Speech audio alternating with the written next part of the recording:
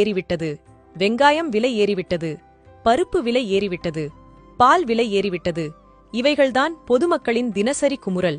என் மகனை என்ஜினியர் ஆக்குவேன், என் மகனை டாக்டர் ஆக்குவேன், என் மகனை கலெக்டர் ஆக்குவேன், என் மகனை வக்கீல் ஆக்குவேன் என்று கூறும் பெற்றோர் தங்கள் பிள்ளைகளை வேளாண்துறை வல்லுநராக்குவேன் என்றும் விவசாயி ஆக்குவேன் என்றும் கூறுவதில்லை.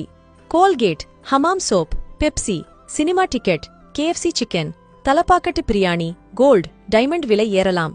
எத்தனை பேர் இதற்காக கேள்வி கேட்டுள்ளீர்கள்? எளியவர்களை கேள்வியால் துளைக்கும் நீங்கள் இதர கார்ப்பரேட் பொருட்கள் விலையேறினால் மட்டும் அமைதியாக இருப்பது ஏன்?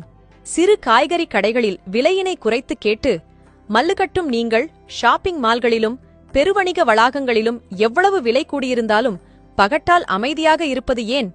6 மாதம் முதல் 1 வருடம் தண்ணீர் இல்லாமல் எத்தனையோ செலவு செய்து வியர்வை சிந்தி கஷ்டப்பட்டு அறுவடை செய்து கொஞ்சம் கூட லாபமில்லாமல் ஒரு பொருளை விற்க விவசாயி மட்டும் என்ன விதிவிலக்கா? விவசாயி என்ன ரிமோட் கண்ட்ரோல் இல் அரிசியையும் பருப்பையும் உருவாக்குகிறானா? ஜாவா, C++, PHP புரோகிராம் இல் உருவாக்கி கோடிக்கணக்கில் சம்பாதிக்கிறார்களா?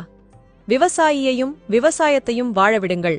இல்லையேல் கடைசி மரமும் வெட்டுண்டு, கடைசி நதியும் விஷமேறி, கடைசி மீனும் பிடிபடும்போதுதான் உரைக்கும் பணத்தை சாப்பிட முடியாதென்று.